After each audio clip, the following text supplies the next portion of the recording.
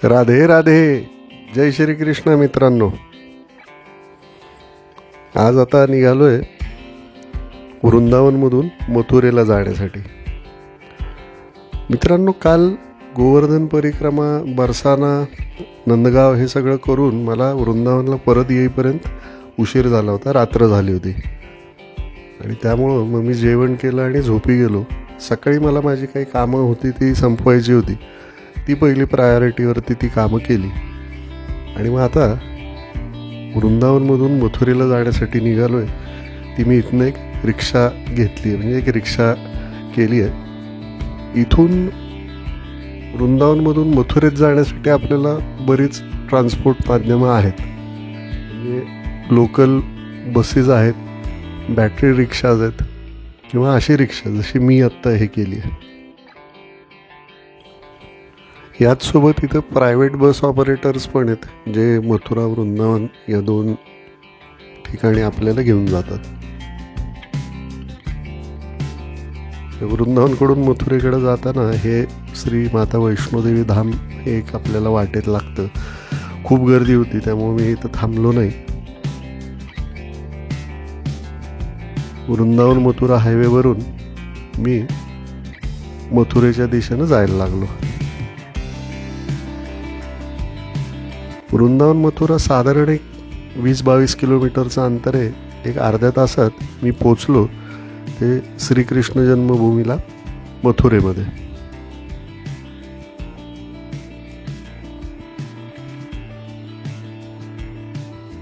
श्रीकृष्ण जन्मभूमी.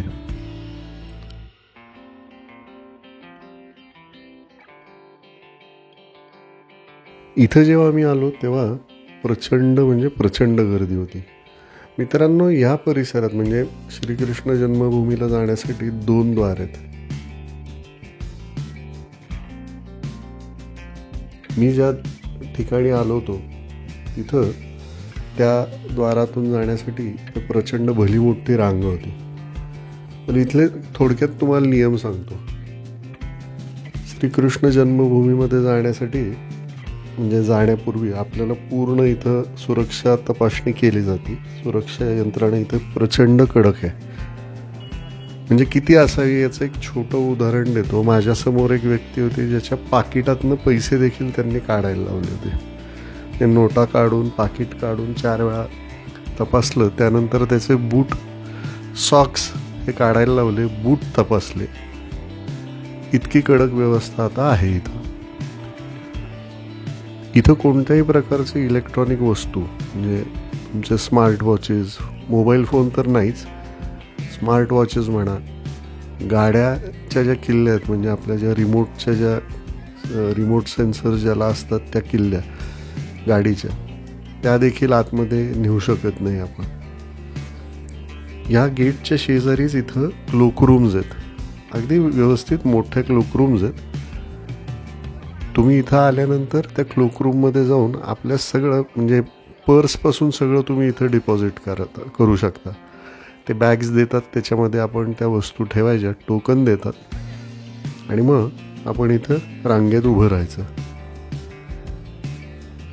रांगेत उभं राहिल्यानंतर ह्या गेटमधून आपण आतमध्ये जातो तर एक 50 पावलं अशी वरती चढून जायला लागतं. तिथं गेल्यावरती उजव्या हाताला मुख्यद्वार आहे, म्हणजे मंदिराचं प्रवेशद्वार आहे. या पायऱ्या चढून आपण दाखल होतो ते मंदिरामध्ये. खूप सुंदर मंदिर आहे हे. आणि राधाकृष्णाच्या ह्या ज्या मूर्त्या आहेत 2, ह्या तर अप्रतिम आहेत.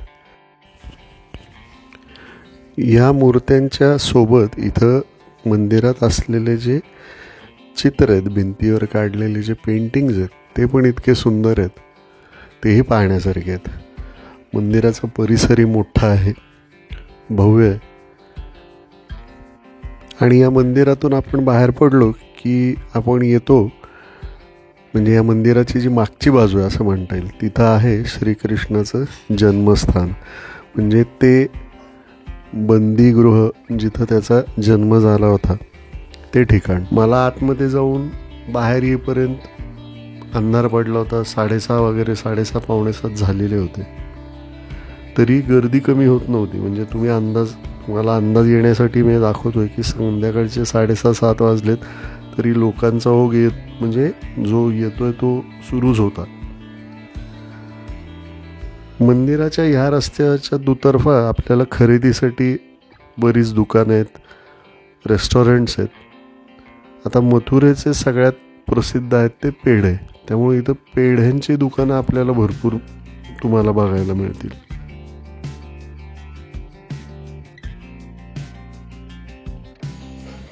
मथुरेच्या या बाजारपेठेत थोडा फेरफटका मारला. मलाही थोडी म्हणजे मोह आवरला नाही, घरच्यांसाठी थोडी खरेदी केली आणि इथून मग आता मला निघायचं होतं, कारण इथून पुढं जायचं होतं ते द्वारकाधीशाच्या मंदिरात. होय, द्वारकाधीश मंदिर. द्वारकाधीश मंदिर त्याचं नाव असं आहे की कारण इथून मथुरेतून श्रीकृष्णानं म्हणजे मथुरा नगरी सोडून मग ते द्वारकेला गेले आणि जेव्हा ज्या ठिकाणावरनं ते निघाले त्या ठिकाणावरती जे मंदिर बांधलेलं आहे त्याचं नाव दिलं आहे त्यांनी द्वारकाधीश मंदिर. माझी खरेदी वगैरे झालेली होती, मग मी पायी निघालो ते मंदिराच्या दिशेनं जायला.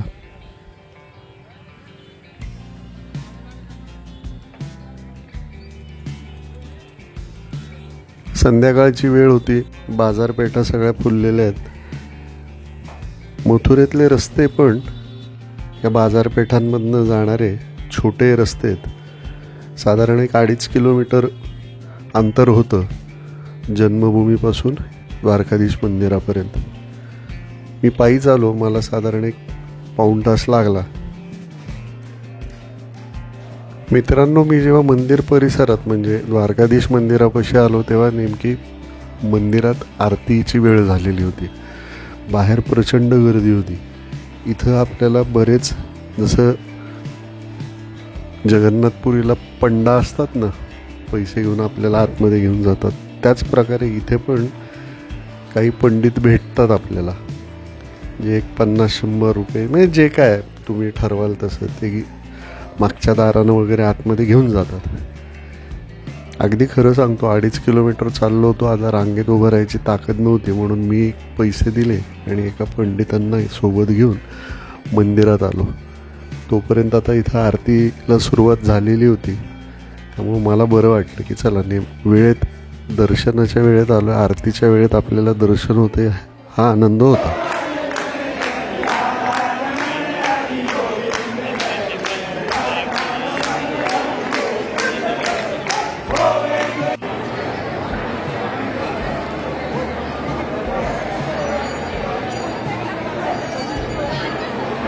इथं संध्याकाळची ही आरती झाल्यानंतर मंदिर बंद होतं, म्हणजे मंदिर बंद करतात. त्यामुळं थोडा वेळ मंदिरात म्हणजे थांबलो.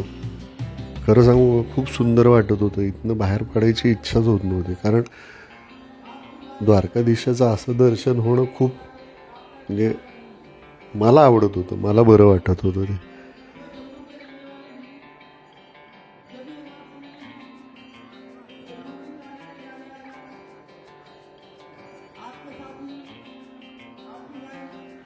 मंदिर बंद होतं हे लक्षात आलं आणि मग हे पण आठवलं की इथून पुढे गेल्यावरती यमुनेची आरती असती, तर यमुना आरतीमध्ये सहभागी होता येईल का याचा प्रयत्न करण्यासाठी मी मंदिराच्या दिशेनं जायला लागलो. मथुरेतल्या हे जे रस्ते आहेत हे पण असे छोटे रस्ते, दुतर्फा बाजारपेठ आहे संपूर्ण. त्या छोट्या छोट्या रस्त्यांमधनं वाट काढत मी यमुनेच्या तीरावरती आलो.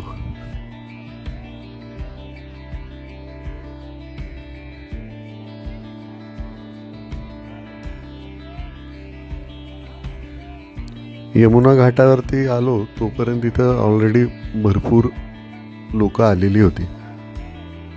सर्वांची आता म्हणजे सर्वजण वाट पाहत होते ती यमुना आरती सुरू होण्याची. मित्रांनो, आता गंगा आरती जशी वाराणसीला होते त्याच पद्धतीनं यमुना आरती इथं होते. अशीच आरती आता नर्मदेच्या तीरावरती पण होत असते, नर्मदा आरती. जर का आपण कधी स्टॅच्यू ऑफ युनिटीला जर आपण गेलात तर तिथं नर्मदा नदीच्या घाटावरती सुंदर नर्मदा आरतीचं आयोजन केलेलं जातं. हे खूप सुंदर पद्धतीनं करतात. आता त्याला एक ग्लॅमर आला आहे, त्याला एक प्रोफेशनलपणा आला आहे, ते प्रेझेंट करण्याची एक छान पद्धत आलेली आहे. आणि भाविकही त्याला आता मनोभावे हे सगळं होत असताना सहभागी होतात. त्याला एक शिस्तबद्धपणा म्हणतो ना, तसं आलेलं आहे. म्हणजे काशी विश्वनाथाला जेव्हा मी गेलो होतो जानेवारीमध्ये मागच्या वर्षी, तेव्हा गंगा आरतीचं जे दर्शन मला घेता आलं होतं, खूप सुंदर झालेलं आहे. हे जे सगळं आता आमूलाग्र बदल होतो या सगळ्या देवस्थानांच्या ठिकाणी, हा खूप खूप छान वाटते होत असताना.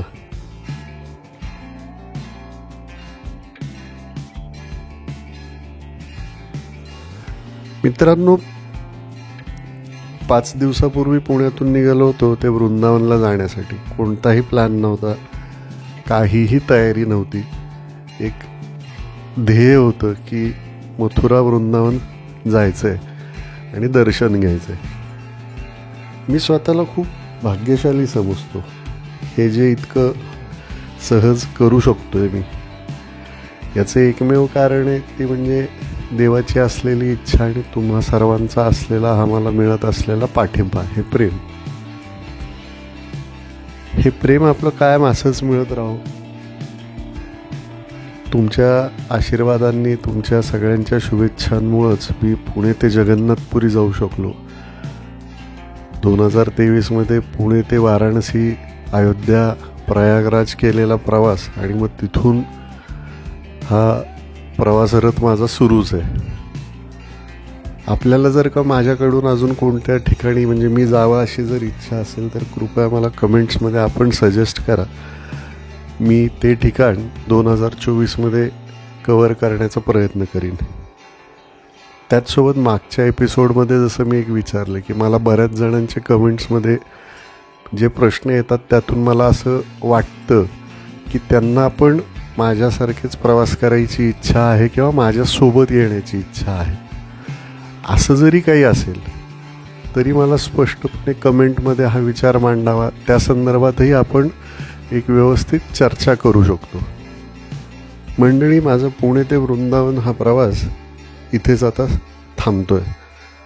आता माझा पुढचा प्रवास सुरू होणार आहे ते वृंदावनपासून पुण्याला येण्यासाठी.